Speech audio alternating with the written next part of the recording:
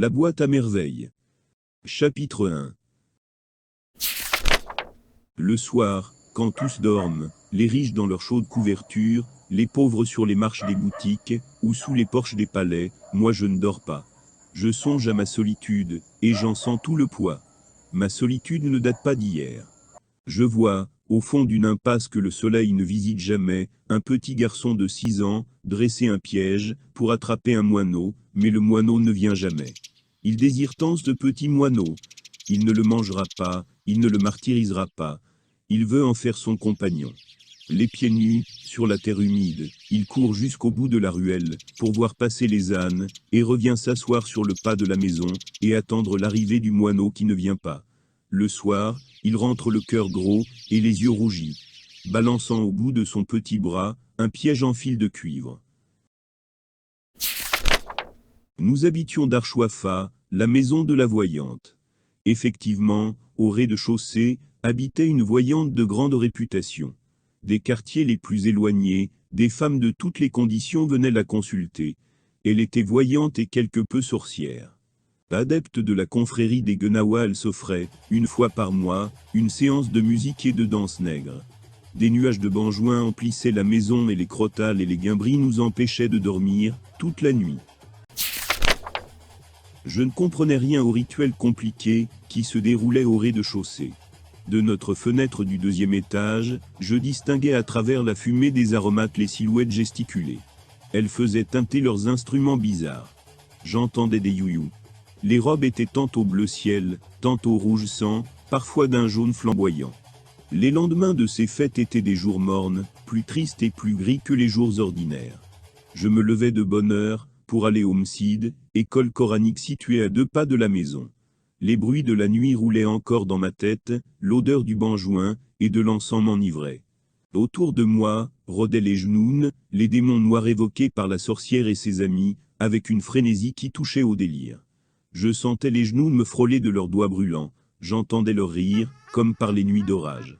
Mes index dans les oreilles, je criais les versets tracés sur ma planchette, avec un accent de désespoir.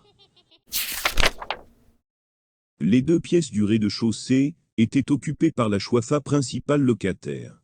Au 1er étage habitaient Driss El Awad, sa femme Rama, et leur fille d'1 an plus âgée que moi. Elle s'appelait Zineb, et je ne l'aimais pas.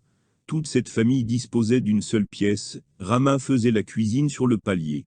Nous partagions avec Fatma Bziouia le 2e étage. Nos 2 fenêtres faisaient vis-à-vis, et donnaient sur le patio, un vieux patio, dont les carreaux avaient depuis longtemps perdu leurs émaux de couleur, et qui paraissait pavé de briques. Il était tous les jours lavé à grande eau et frotté au balai de Doum. Les genoux n'aimaient la propreté. Les clientes de la chouafa avaient dès l'entrée une bonne impression de netteté et de paix, qui invitait à l'abandon, aux confidences, autant d'éléments qui aidaient la voyante à dévoiler plus sûrement l'avenir. Il n'y avait pas de clientes tous les jours. Aussi inexplicable que cela puisse paraître, il y avait la morte saison. On ne pouvait en prévoir l'époque. Brusquement, les femmes cessaient d'avoir recours à des filtres d'amour, se préoccupaient moins de leur avenir, ne se plaignaient plus de leur douleur des reins, des omoplates ou du ventre, aucun démon ne les tourmentait. La chouafa choisissait ces quelques mois de trêve pour s'occuper de sa santé propre.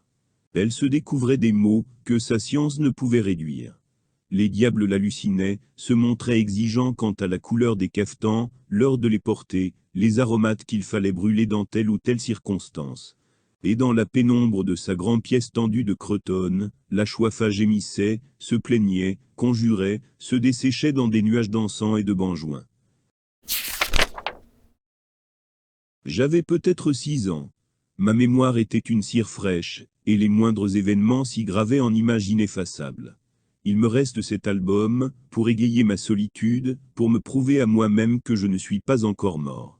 À 6 ans j'étais seul, peut-être malheureux, mais je n'avais aucun point de repère, qui me permit d'appeler mon existence solitude ou malheur. Je n'étais ni heureux, ni malheureux. J'étais un enfant seul. Cela je le savais. Point farouche de nature, j'ébauchais de timides amitiés, avec les bambins de l'école coranique, mais leur durée fut brève. Nous habitions des univers différents. J'avais un penchant pour le rêve. Le monde me paraissait un domaine fabuleux, une féerie grandiose, où les sorcières entretenaient un commerce familier avec des puissances invisibles. Je désirais que l'invisible m'admît à participer à ces mystères. Mes petits camarades de l'école se contentaient du visible, surtout quand ce visible se concrétisait en sucreries d'un bleu céleste, ou d'un rose de soleil couchant. Ils aimaient grignoter, sucer, mordre à pleines dents. Ils aimaient aussi jouer à la bataille, se prendre à la gorge, avec des airs d'assassins, crier pour imiter la voix de leur père, s'insulter pour imiter les voisins, commander pour imiter le maître d'école. Moi, je ne voulais rien imiter, je voulais connaître. Abdallah l'épicier me raconta les exploits d'un roi magnifique, qui vivait dans un pays de lumière, de fleurs et de parfums, par-delà les mers des ténèbres, par-delà la grande muraille. Et je désirais faire un pacte, avec les puissances invisibles, qui obéissaient aux sorcières, afin qu'elles m'emmènent par-delà les mers des ténèbres, et par-delà la grande muraille, vivre dans ce pays de lumière, de parfums et de fleurs. Mon père me parlait du paradis. Mais, pour y renaître, il fallait d'abord mourir. Mon père ajoutait que se tuer était un grand péché, un péché qui interdisait l'accès à ce royaume. Alors je n'avais qu'une solution, attendre. Attendre de devenir un homme, attendre de mourir pour renaître au bord du fleuve Salsabil. Attendre, c'est cela exister. À cette idée, je n'éprouvais certainement qu'une frayeur. Je me réveillais le matin, je faisais ce qu'on me disait de faire. Le soir, le soleil disparaissait, et je revenais m'endormir pour recommencer le lendemain. Je savais qu'une journée s'ajoutait à une autre, je savais que les jours faisaient des mois, que les mois devenaient des saisons, et les saisons l'année. J'ai 6 ans, l'année prochaine j'en aurai 7 et puis 8, 9 et 10. À 10 ans, on est presque un homme. À 10 ans, on parcourt seul tout le quartier, on discute avec les marchands, on sait écrire, au moins son nom, on peut consulter une voyante sur son avenir, apprendre des mots magiques, composer des talismans. En attendant, j'étais seul au milieu d'un grouillement de têtes rasées, de nez humides, dans un vertige de vocifération de versets sacrés. L'école était à la porte de Derbnouala. Le fki, un grand maigre à barbe noire, dont les yeux lançaient constamment des flammes de colère, habitait la rue Giaf. Je connaissais cette rue. Je savais qu'au fond d'un boyau noir et humide, s'ouvrait une porte basse d'où s'échappait, toute la journée, un brouhaha continu de voix de femmes et de pleurs d'enfants. La première fois que j'avais entendu ce bruit, j'avais éclaté en sanglots, parce que j'avais reconnu les voix de l'enfer telles que mon père les évoqua un soir. Ma mère me calma. Je t'emmène prendre un bain, je te promets un orange et un œuf dur, et tu trouves le moyen de braire comme un âne. Toujours octant, je répondis, je ne veux pas aller en enfer. Elle leva les yeux au ciel et se tut, confondue par tant de niaiseries. Je crois n'avoir jamais mis les pieds dans un bain mort depuis mon enfance. Une vague appréhension et un sentiment de malaise m'ont toujours empêché d'en franchir la porte. À bien réfléchir, je n'aime pas les bains morts. La promiscuité, l'espèce d'impudeur, et de laisser aller que les gens se croient obligés d'affecter en de tels lieux m'en écartent. Même enfant, je sentais sur tout ce grouillement de corps humides, dans ce demi-jour inquiétant, une odeur de péché. Sentiment très vague, surtout à l'âge où je pouvais encore accompagner ma mère au bain mort, mais qui provoquait en moi un certain trouble. Dès notre arrivée, nous grimpâmes sur une vaste estrade couverte de nattes. Après avoir payé 75 centimes à la caissière, nous commençâmes notre déshabillage dans un tumulte de voix aiguës, un va-et-vient continu de femmes à moitié habillées, déballant de leurs énormes baluchons des caftans et des mansourias, des chemises et des pantalons, des haïques à glands de soie d'une éblouissante blancheur. Toutes ces femmes parlaient fort, gesticulaient avec passion, poussaient des hurlements inexplicables et injustifiés. Je retirais mes vêtements, et je restais tout bête, les mains sur le ventre, devant ma mère lancée dans une explication, avec une amie de rencontre. Il y avait bien d'autres enfants, mais ils paraissaient à leur aise, couraient entre les cuisses humides, les mamelles pendantes, les montagnes de baluchons, fiers de montrer leur ventre ballonné, et leurs fesses grises. Je me sentais plus seul que jamais. J'étais de plus en plus persuadé que c'était belle, et bien l'enfer. Dans les salles chaudes, l'atmosphère de vapeur, les personnages de cauchemar qui s'y agitaient, la température, finirent par m'anéantir. Je m'assis dans un coin, tremblant de fièvre et de peur. Je me demandais ce que pouvaient bien faire toutes ces femmes qui tournoyaient partout, couraient dans tous les sens, traînant de grands seaux de bois débordant d'eau bouillante, qui m'éclaboussaient au passage. Ne venaient-elles donc pas pour se laver? Il y en avait bien une ou deux, qui tiraient sur leurs cheveux, assises, les jambes allongées, protestant d'une voix haute, mais les autres ne semblaient même pas s'apercevoir de leur présence, et continuaient leurs éternels voyages, avec leurs éternels seaux de bois. Ma mère, prise dans le tourbillon, émergeait de temps en temps d'une masse de jambes et de bras, me lançait une recommandation ou une injure que je n'arrivais pas à saisir et disparaissait. Devant moi, dans un seau vide, il y avait un peigne en corne, un gobelet de cuivre bien astiqué, des oranges et des œufs durs. Je pris timidement une orange, je l'épluchai, je la suçai pendant longtemps, le regard vague. Je sentais moins l'indécence de mon corps dans cette pénombre, je le regardais se couvrir de grosses gouttes de sueur, et je finis par oublier les femmes qui s'agitaient, leurs seaux de bois, et leur voyage inexplicable autour de la pièce. Ma mère fondit sur moi. Elle me plongea dans un seau d'eau, me couvrit la tête d'une glaise odorante, et malgré mes cris et mes larmes me noya sous un flot d'injures et de feu. Elle me sortit du seau, me jeta dans un coin comme un paquet, disparut de nouveau dans le tourbillon.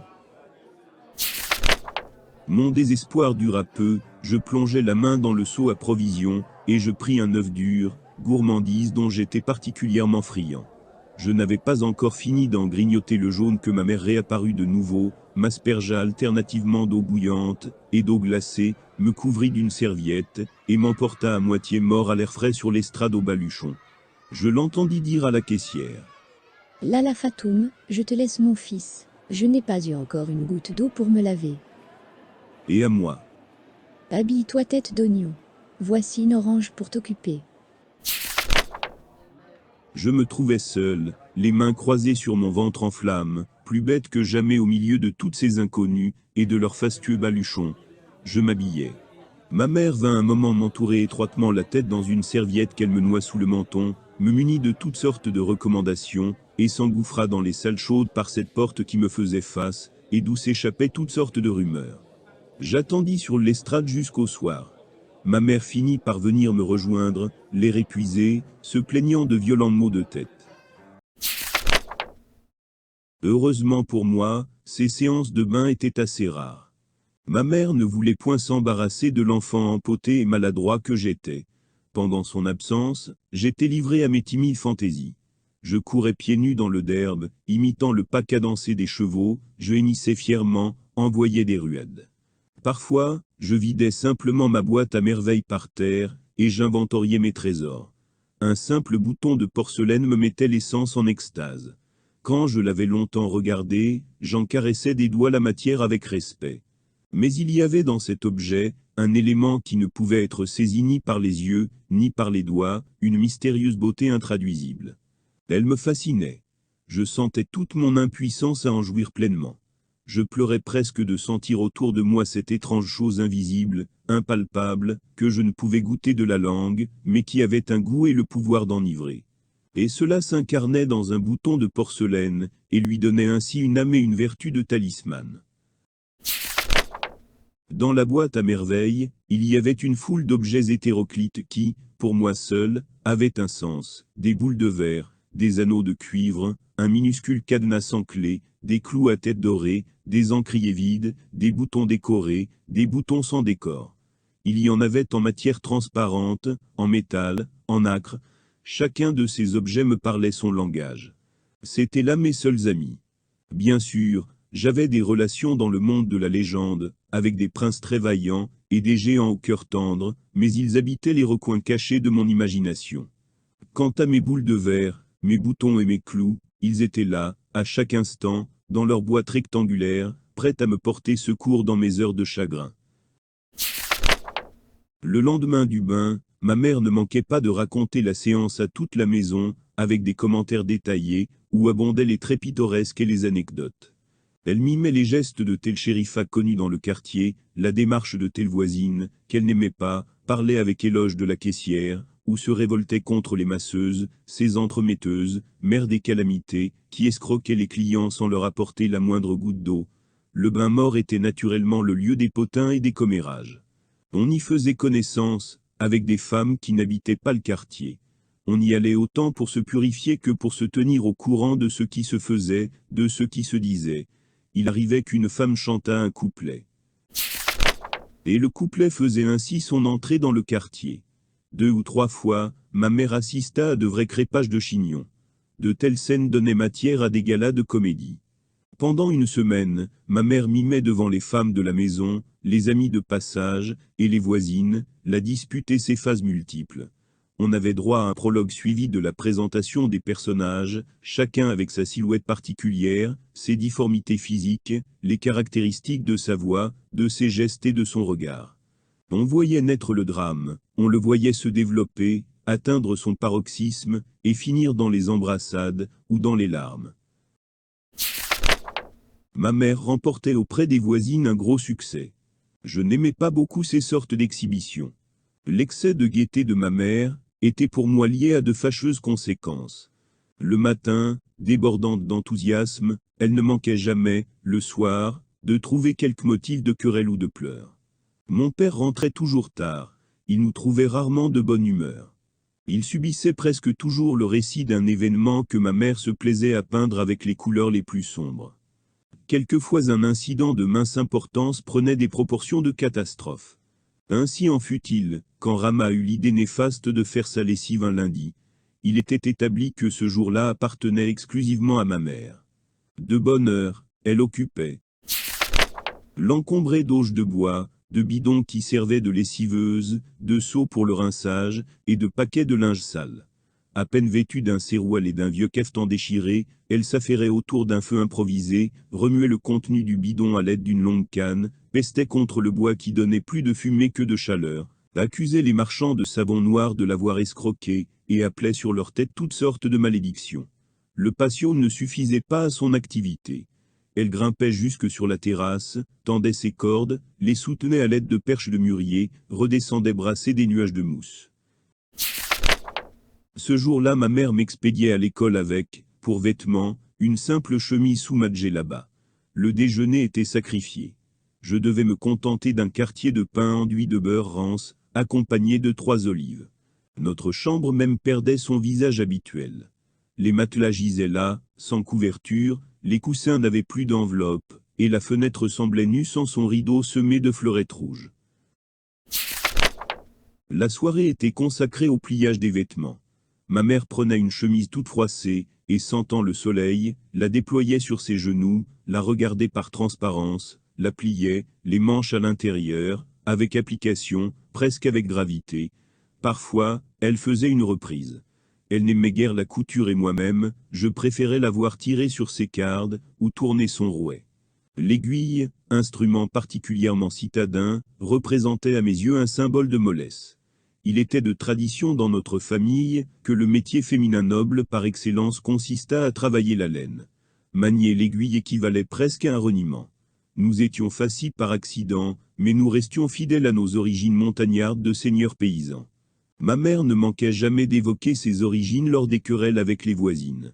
Elle osa même soutenir devant Rama que nous étions d'authentiques descendants du prophète.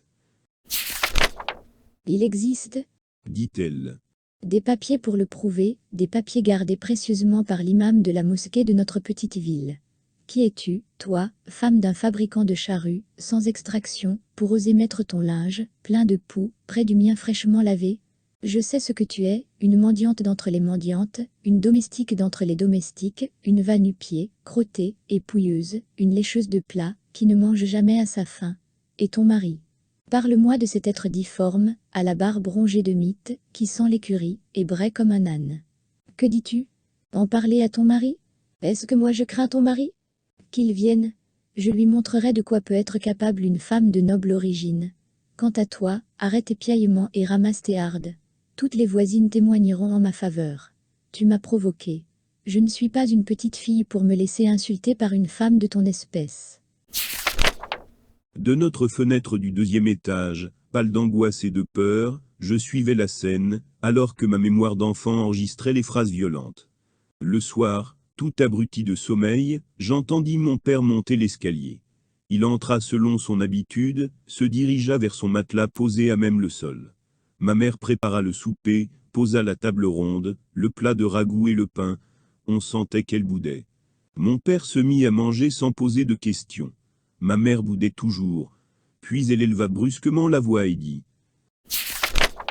Cela ne te fait rien à toi, qu'on nous traîne en bout, qu'on nous insulte, qu'on insulte nos nobles origines, nos ancêtres qui faisaient trembler les tribus. Cela ne te fait rien que les gens de basse extraction tentent de souiller par des paroles inconvenantes, notre famille qui compte parmi ses morts des hommes courageux, des chefs, des saints et des savants.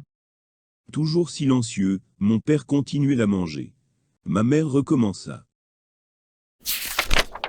Oui, tout cela ne te fait rien. Que ta femme subisse tous les affronts, ton appétit n'en est pas affecté et tu manges comme à l'ordinaire. Moi, j'ai tellement de peine sur le cœur que je ne mangerai plus jamais de ma vie. Ma mère, se cachant le visage dans ses deux mains, poussa un long sanglot, et se mit à pleurer à chaudes larmes. Elle gémissait, se lamentait, se donnait de grandes claques sur les cuisses, chantait sur un air monotone et combien triste, tous les malheurs qui l'avaient frappée. Elle énumérait les insultes qu'elle avait reçues, les épithètes dont on l'avait gratifiée, recommençait intarissablement le panégyrique de ses ancêtres qui, par la même occasion, se trouvaient offensés. Mon père, rassasié, but une gorgée d'eau, s'essuya la bouche, tira à lui un coussin pour s'accouder et demanda : « Avec qui t'es-tu encore disputé ?» La phrase eut sur ma mère un effet magique. Elle cessa de pleurer, releva la tête, et, avec une explosion de fureur, s'adressa à mon père. Mais avec la gosse du premier étage, la femme du fabricant de charrues. Cette dégoûtante créature a souillé mon linge propre avec ses guenilles qui sentent l'étable. Elle ne se lave jamais d'ordinaire, elle garde ses vêtements 3 mois, mais pour provoquer une querelle, elle choisit le lundi, mon jour de lessive, pour sortir ses haillons. Tu connais ma patience, je cherche toujours à aplanir les difficultés, je ne me départis jamais de ma courtoisie coutumière, je tiens cela de ma famille, nous sommes tous polis. Les gens qui nous provoquent par des paroles grossières perdent leur temps. Nous savons conserver notre calme, et garder notre dignité. Il a fallu cette pouilleuse. La voix de Rama troua la nuit. Pouilleuse, moi, entendez-vous, peuple des musulmans, la journée ne lui a pas suffi, les hommes sont maintenant dans la maison et pourront témoigner devant Dieu qui de nous deux a dépassé les limites des convenances. Ce qui se passa après ne peut être décrit par des mots. Ce furent d'abord des cris aigus et prolongés, des vociférations, des sons sans suite et sans signification. Chacune des antagonistes, penchée hors de sa fenêtre, gesticulait dans le vide, crachait des injures que personne ne comprenait, s'arrachait les cheveux. Possédée du démon de la danse, elle faisait d'étranges contorsions. Voisins et voisines sortirent de leur chambre, et mêlèrent leurs cris aux cris des furies. Les hommes, de leur voix grave, les exhortaient au calme, insistaient pour qu'elles maudissent solennellement Satan, mais ses sages conseils les excitaient davantage. Le bruit devint intolérable. C'était une tempête, un tremblement de terre, le déchaînement des forces obscures, l'écroulement du monde. Je n'en pouvais plus. Mes oreilles étaient au supplice, mon cœur dans ma poitrine heurtait avec force les parois de sa cage. Les sanglots m'étouffèrent, et j'écroulais aux pieds de ma mère, sans connaissance.